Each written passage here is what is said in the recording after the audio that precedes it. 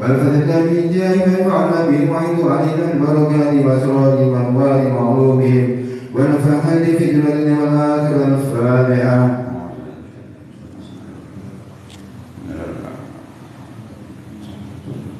الفاتحة إلى روح سيدنا أستاذ عبد الفقر المقدم محمد بن علي البلمي وأصول وفروعهم وجميع ساداتنا علي البلمي وأصول وفروعهم أن الله يريد رجل في الجنة ويكسر مسلوباتهم ويزيد حسناتهم والفتنا بالجاه وينفعنا بهم ويعيد علينا البركات وأسرار وأنوار وعلومهم ونفخات في الدنيا والآخرة الفاتحة.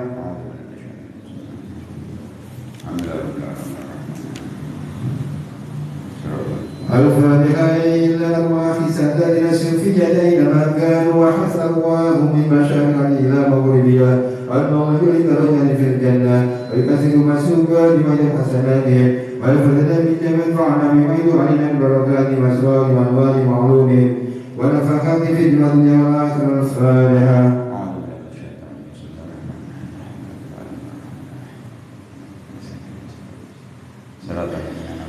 الفاتحة إلى روح سيدنا صاحب الروح القطب الإرشاد وغوث العباد والبلاد أحمد عبد الله بن علوي وخالد الحداد وأصول وفروعهم أن الله يريد رجال في الجنة ليكسر مسوقاتهم ويجعل حسناتهم والفتنا بالجاه ينفعنا بهم ويعيد علينا من بركات وأسرار وأنوار وعلومهم ونفخات في الدنيا والآخرة الفاتحة.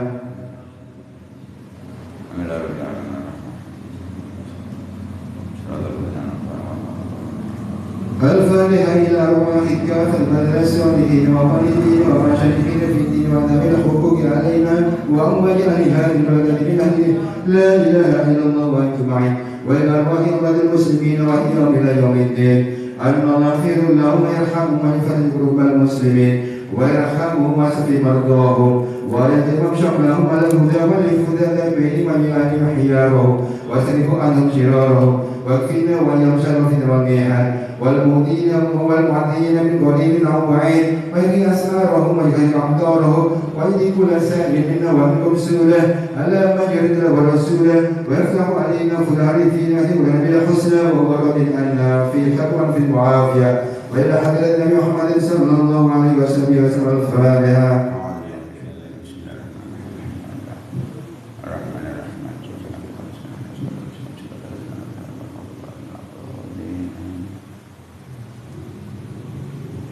الحمد لله رب العالمين. اللهم صل وسلم اللهم صل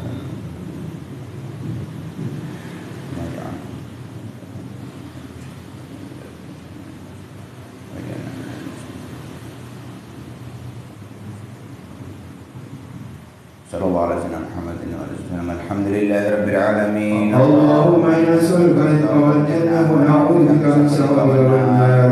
اللهم إنا نسألك الرزق والجنة ونعوذ بك من السخط والنار. اللهم إنا نسألك الرزق والجنة ونعوذ بك من السخط والنار. يا عالم الشر منا لا تهدك ستر عنا وعافنا واعف عنا وكلنا حيث كنا. يا عالم الشر منا لا تهدك ستر عنا وعافنا واعف عنا وكلنا حيث كنا.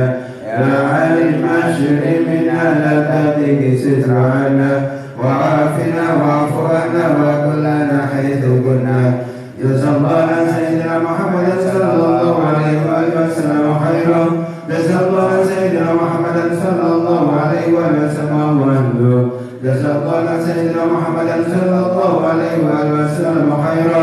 جزا الله عن سيدنا محمد صلى الله عليه وآله وسلم وعنده. جزا الله عن سيدنا محمد صلى الله عليه وآله وسلم خيرا. جزا الله عن سيدنا محمد صلى الله عليه وآله وسلم وعنده. جزا الله عن سيدنا ونبينا محمد صلى الله عليه وآله وسلم أفضل من جزى نبيا عن أمته. يا الله بيا يا الله بيا يا الله بحسن الخاتمة. يا الله بيا يا الله بيا يا الله بحسن الخاتمة. يا الله بيا يا الله بيا يا الله بحسن الخاتمة. والقبول الفتح بالقبول وتمام كل سلوى إلى حضرة رسول محمد صلى الله عليه وسلم. الفاتحة.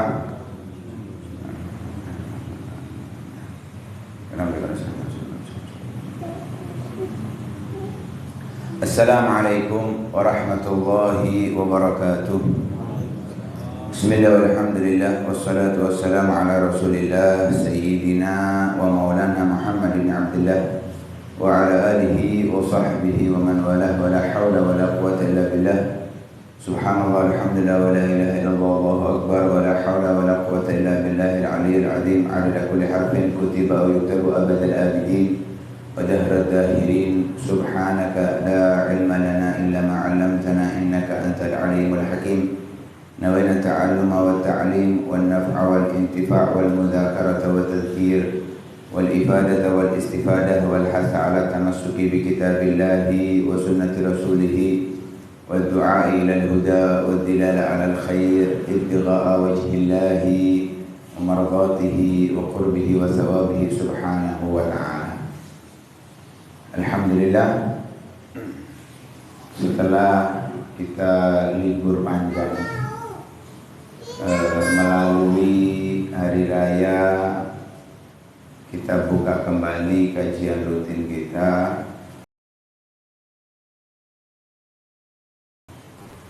Setelah kita hatamkan kitab Risalatul Mudzakarah karya Al-Imam Abdullah bin Alawi Al-Haddad, kali ini kita akan membuka kitab Jawahirul Lu'lu'iyah, Al-Jawahirul Lu'lu'iyah fi Syarhil Arba'in Nawawiyah. Kitab ini dikarang oleh Al-Imam Al-Syekh Muhammad bin Abdullah Al-Jurdani, yang diminta oleh pecinta beliau, murid-murid beliau untuk mensyarahkan, menjelaskan apa yang terkandung di dalam hadis-hadis yang dikumpulkan oleh Al-Imam An-Nawawi yang dinamakan dengan Al-Arba'in An-Nawawiyah.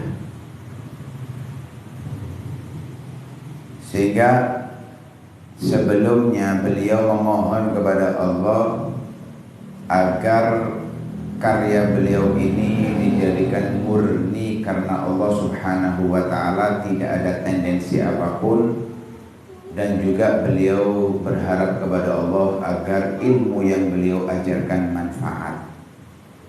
Itu harapan beliau dan alhamdulillah tercapai. Banyak daripada para ulama mengkaji kitab ini, mendapatkan manfaat banyak dari kitab ini, dan itu bukti atas kejujuran beliau dalam mengarangnya, keikhlasan beliau dalam mencatatnya, dan manfaatnya sampai sekarang pun dirasakan. Sebetulnya kitab ini sudah dikaji di tempat ini, tapi mungkin yang hadir saat itu, yang sekarang hadir cuma 2-3 orang, karena waktu itu masih awal-awal kajian rutin dibuka oleh Habib Hadi di sini. Sekarang wajah-wajah baru, yang ngisi juga baru. Jadi mudah-mudahan semuanya dapat manfaatnya daripada Syekh Muhammad bin Abdullah Al-Jurdani.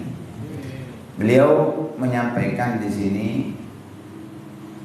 sebelum memulai daripada muqaddimah kitab, beliau mengenalkan kepada kita Syekh Al-Imam An-Nawawi. Syekh Muhammad bin Abdullah An-Nawawi, Syekh Al-Imam An-Nawawi ini namanya adalah Yahya bin Syarafuddin, julukannya Muhyiddin, orang yang menghidupkan agama Islam. Namanya Yahya, ayahnya namanya Syarafuddin, atau sering dikenal dengan Yahya bin Syaraf. Beliau termasuk yang mendalami di dalam madhab Imam Syafi'i, mengkaji di dalam madhab Al-Imam Syafi'i radhiyallahu ta'ala anhu. Saking hebatnya beliau itu mendapatkan tingkatan derajat kewalian tertinggi, yaitu qutub. Jadi kewalian itu ada tingkatannya. Ada yang dinamakan dengan kutub, ada yang dinamakan dengan wali abdal, ada yang dinamakan dengan autad. Ini tingkatan yang paling tertinggi, ini kutub, rajanya. Bahkan beliau saat itu tunggal. Jadi kutub itu kadang satu zaman ada beberapa, tapi ini Imam Yahya bin Syaraf tunggal. Seperti kalau yang kita kenal Al-Habib Abu Bakar bin Muhammad Asghar Bersi, beliau itu juga kutub tunggal di zamannya. Nah, beliau dilahirkan di daerah Nawa, satu desa di Damaskus, Syria. Jadi beliau asli Syria. Kalau bahasa dulu itu Syam, negara Syam. Beliau juga meninggal di sana, dimakamkan di sana. Dilahirkan pada bulan Muharram tahun 630, ada yang mengatakan tahun 631 Hijriah. Kalau sekarang tahun 1444, berarti sekitaran hampir 800 tahun yang lalu atau lebih ya, 800 tahun yang lalu lebih. Imam Yahya bin Syarafuddin An-Nawawi. Imam Nawawi ini adalah orang yang sangat warok. Sangat warok, bukan warok, sangat warok. Kalau warok itu hanya mengambil yang halal, tapi beliau sangat warok, bahkan sangat zuhud. Nanti akan disebutkan bagaimana zuhudnya beliau. Gak cukup di situ, beliau itu sabar dalam menghadapi pahitnya, perihnya kehidupan. Kalau kita kadang dapat musibah, kita menganggap kita ini musibah paling besar. Seakan-akan orang lain itu nggak mendapatkan musibah atau dapat tapi kecil. Ini pemikiran anak-anak. Padahal setiap kita mendapatkan musibah, maka kita harus bersyukur. Sebab pasti ada yang mendapatkan musibah lebih berat daripada musibah kita. Satu contoh, kemarin gak lama, masih kemarin, saya ketemu teman yang ya lumayan lama lah gak ketemu. Subhanallah, dia cerita, dia tanya, "Beb, punya anak berapa?" 4, meninggal 1. Anak kira meninggal 1 ini sudah, apalagi anak pertama, wis wah gitu. Oh sama 4, tapi tinggal 1. Loh, kita sudah merasa bahwa kita ini sudah mendapatkan ujian berat. Saya bilang 4, meninggal 1, kalau dia punya 4, tinggal 1. Beratan mana kira-kira? Buat tinggal 1 itu yang meninggal, yang 2 kembar. Kan itu lebih berat ujian. Lah kita dulu merasa itu adalah berat, ternyata masih ada yang merasakan lebih berat ujiannya daripada kita. Karena itu kita harus menjadi orang yang dewasa. Setiap mendapatkan musibah, jangan ngeluh, bersyukur. Kenapa? Di luar sana pasti ada orang yang mendapatkan musibah lebih besar daripada musibah kita. Kalau ngeluh kepada Allah boleh, tapi kalau ngeluh ke orang, curhat sana, curhat sini. Kalau curhat ke ulama boleh, tapi jadi parane wae curhat tok. Engko diwae curhat tok teko wae gak curhat. Masalah. Ya. Jadi ustaz itu baru dokter akhir. Datang ketika dibutuhkan, padahal ustaz itu bagaikan makanan pokok mestinya. Iya, jangan hanya waktu butuh, waktu nggak butuh juga datang. Waktu nggak butuh juga datang. Alhamdulillah orang yang hadir ini insya Allah datangnya kalau bukan butuh doa.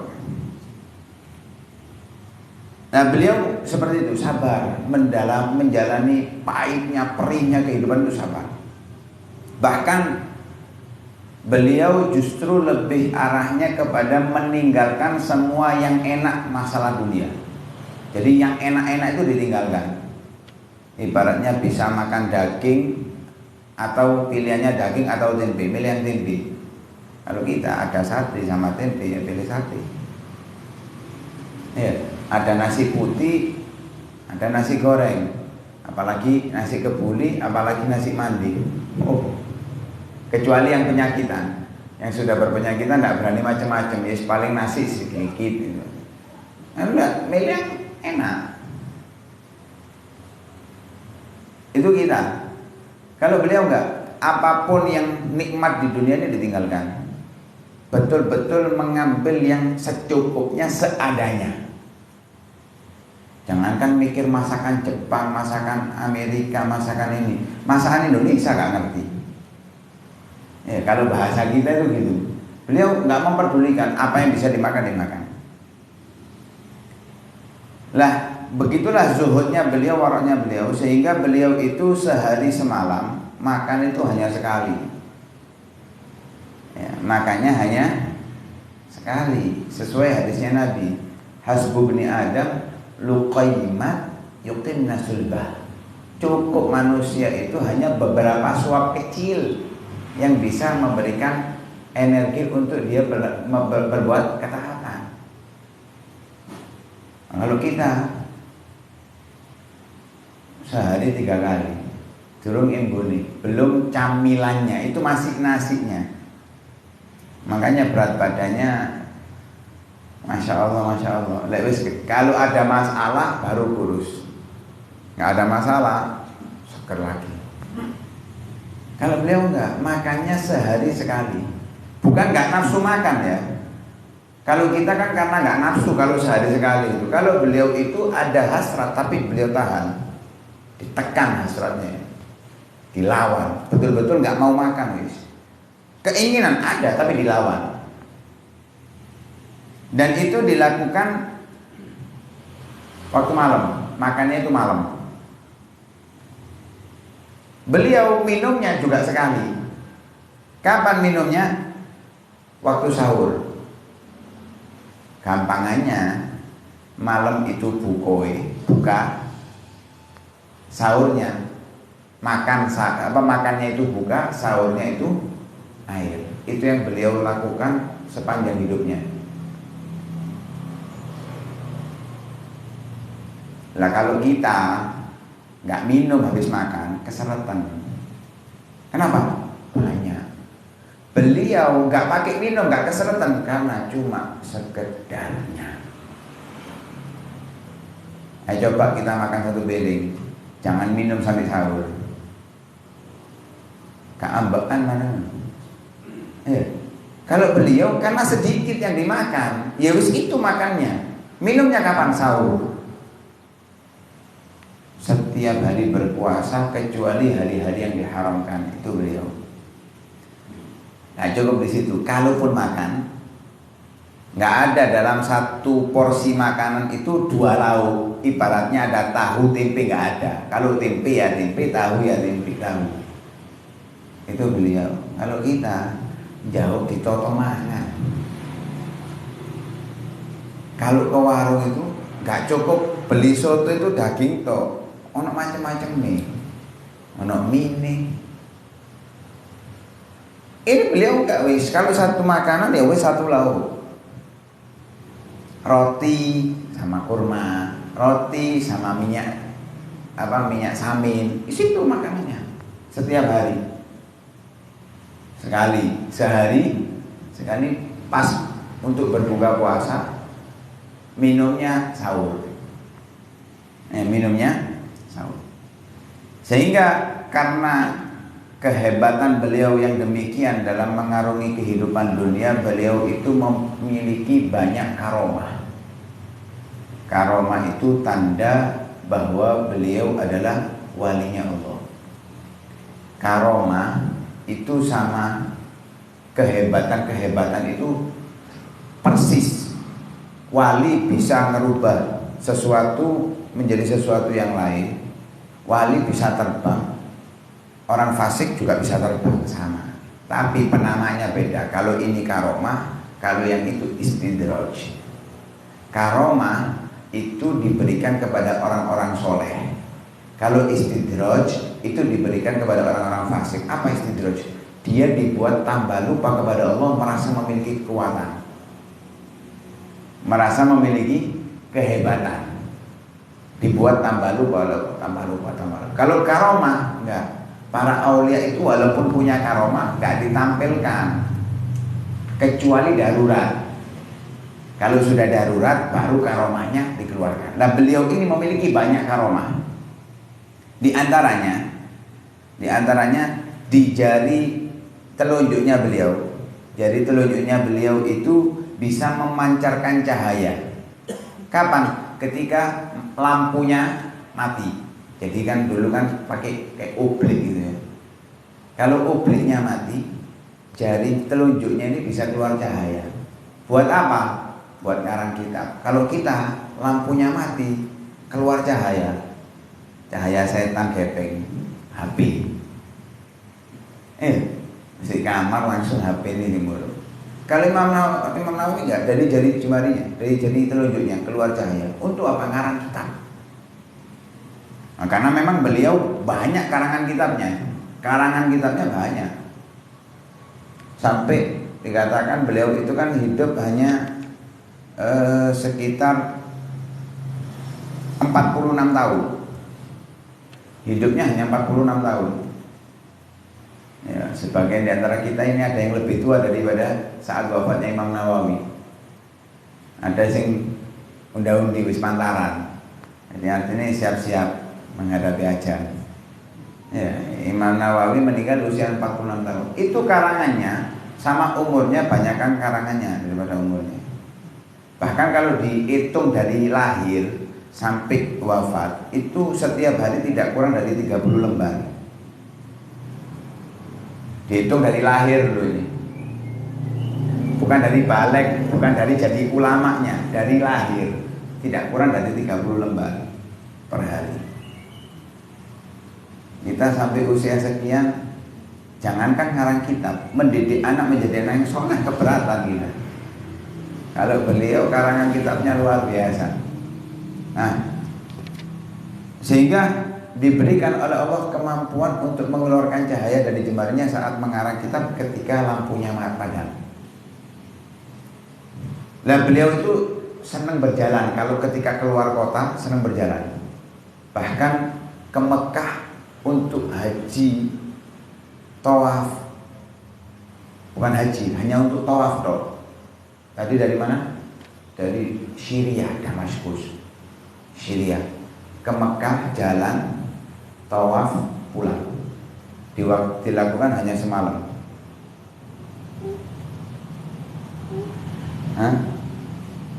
Kalau logikanya nggak masuk akal. Naik pesawat 2 jam. Naik pesawat 2 jam. Kita naik pesawat ke Jakarta 1 jam seperempat. Cobaan melakukan Jakarta.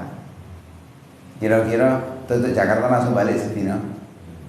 Nah, mungkin. Ini beliau lakukan dalam waktu sehari. Apa? Kepingin tawaf.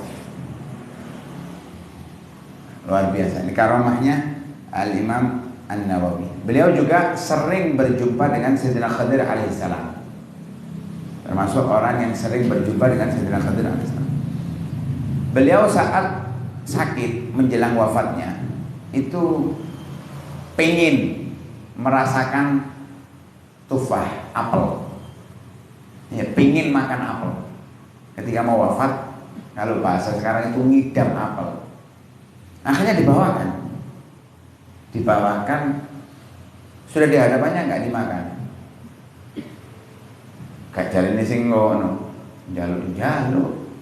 Karena itu kalau ada orang mau wafat, kepingin sesuatu kasih, dipangan nggak dipangan nggak ada apa-apa, nggak ada masalah. Beliau seperti itu, kepingin apel dibawakan nggak dimakan. Akhirnya sampai wafat. Ketika wafat adalah salah satu keluarganya itu bermimpi beliau. Bermimpi Imam Nawawi. Tanya, apa yang diberikan oleh Allah Subhanahu wa taala atas apa yang kau perbuatan di masa hidupmu? Apa yang kau lakukan di masa hidupnya ini balasan dari Allah ini apa? Gak mungkin kau masuk neraka, pasti dalam kenikmatan. Tapi apa balasannya? Katanya beliau, Allah menyambutku Allah menerima amal perbuatan dan Allah menjamuku dengan jamuan. Pertama jamuan yang diberikan kepadaku adalah apel. Suatu yang terakhir kali beliau inginkan dan beliau tinggalkan. Lihat, kita ngejar-ngejar dunia, kita berharap untuk mendapatkannya. Kita dapatkan, di akhirat kita sengsara. Imam Nawawi, apel itu kan bentuk duniawi. Beliau kepingin dibawakan, nggak dimakan. Ditolak apel dunia, diberikan oleh Allah apel akhirat. Diberikan oleh Allah apel surga. Nah, tentunya jauh lebih nikmat daripada apa yang diberikan oleh Allah di dunia. Ini ada sponsornya. Insyaallah. Alhasil begitulah Al-Imam An-Nawawi radhiyallahu ta'ala anhu. Beliau ceritakan ini untuk memberikan kepada kita motivasi bahwa kita ini di dunia hanya sementara. Jangan terlalu menggebu-gebu, jangan terlalu memaksa untuk mendapatkan kenikmatannya. Kejar akhirat, cari akhirat, raih akhirat. Itu yang akan menyenangkan kita. Dan itu sudah dialami oleh Al-Imam Nawawi dan disaksikan oleh sebagian keluarganya setelah meninggalnya Al-Imam Nawawi. Nah, karena itu jangan terlalu ngoyo untuk masalah dunia ini, jangan terlalu menggebu-gebu. Biasa aja, kerja. Untuk menikmati dunia tidak. Pekerjaan kita itu jadikan wasilah untuk ibadah kita. Jangan jadikan kekayaan kita, harta kita, pekerjaan kita untuk menikmati. Bukan itu tujuan hidup kita di dunia ini. Yang ini yang diajarkan oleh Al-Imam Nawawi radhiyallahu ta'ala.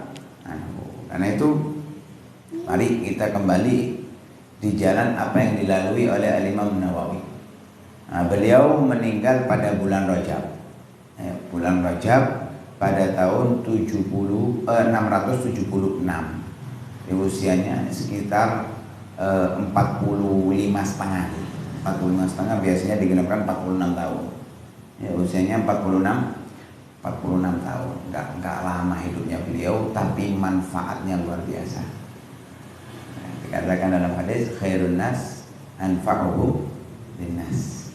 Sebaik-baik manusia itu yang paling memberikan manfaat kepada manusia yang lain. Kalau ada orang memberikan kita uang, bersedekah, membantu kita dengan uang, dia termasuk khairun nas. Ada orang memberikan kita kendaraan, dia termasuk khairun nas karena memberikan manfaat. Dia memberikan kita makanan, termasuk khairun nas. Tapi semuanya itu sifatnya sementara. Adapun pendidikan agama, ilmu agama, ilmu keimanan, ketakwaan kepada Allah Subhanahu wa ta'ala, ini manfaat yang tidak berhenti. Sehingga khairun nas anfa'uhum linnas, yang terbaik dalam memberikan manfaat itu ketika manfaat yang abadi, yaitu ilmu yang diajarkan oleh Allah Subhanahu wa ta'ala. Dan Al-Imam Nawawi, Asy-Syaikh Muhammad bin Abdullah Al-Jurdani, beliau termasuk khairun nas, bahkan akhyarun nas, karena manfaat yang beliau berikan kepada kita sangat jelas. Semuanya mendapatkan manfaatnya, baik yang alim atau awamnya dapat manfaatnya.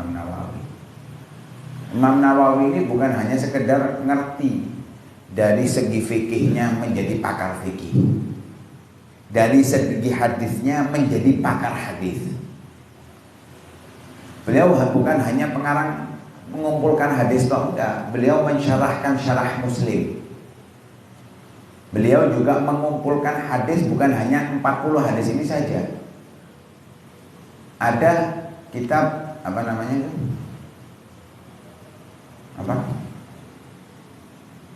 Kitab hadisnya Imam Nawawi ini. Ini syarah Dalilul Falihin. yang biasanya dipakai Selasan itu juga termasuk ringkasan dari Riyadhus Shalihin. Kitab Riyadhus Shalihin itu berapa ribu hadis, itu yang mengumpulkan Imam Nawawi. Syarah Sahih Muslim itu bukan kitab tipis, beberapa jilid, tebal-tebal, yang ngarang Imam Nawawi. Jadi ahli hadis, ahli fikih, bahkan termasuk tokohnya ulama di dalam mazhab Imam Syafi'i, yang kadang berselisih pendapat dengan Al-Imam Rafi'i. Imam Rafi'i itu di atasnya Imam Nawawi, tapi pendapat itu selalu terbantah dengan pendapatnya Imam Nawawi. Bahkan terkadang Imam Nawawi itu memiliki pendapat mengambil dari mazhab lain,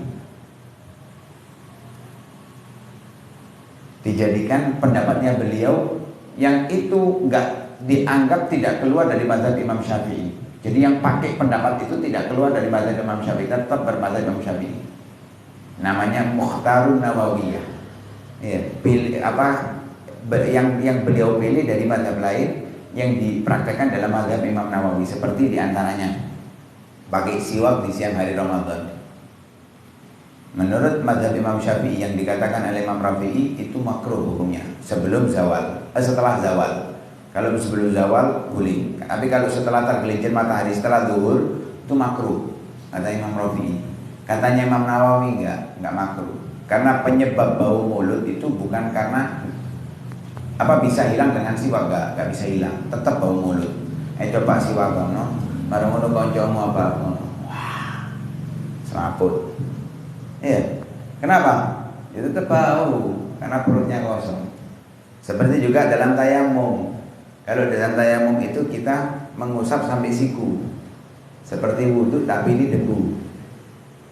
Imam Nawawi punya pendapat cukup sampai pergelangan. Ini termasuk yang dipilih oleh Al-Imam An-Nawawi. Nah, jadi beliau itu bukan hanya pakar fikih, beliau juga pakar hadis.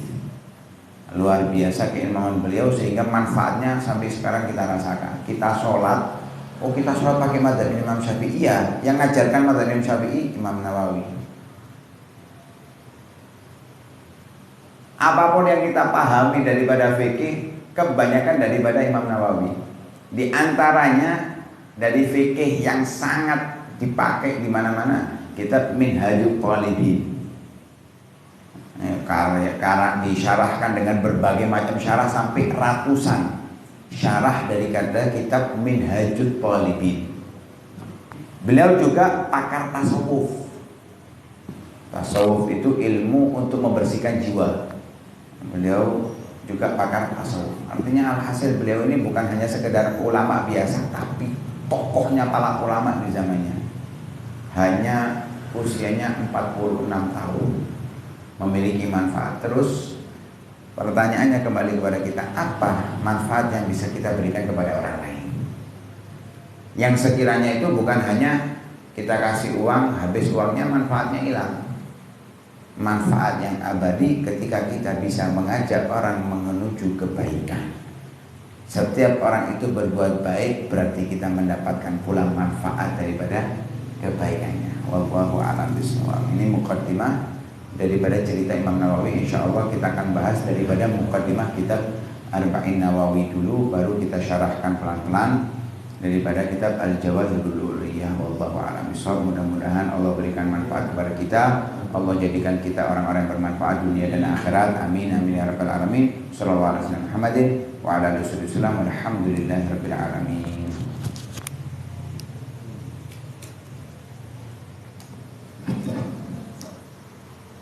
Saya duluan ya.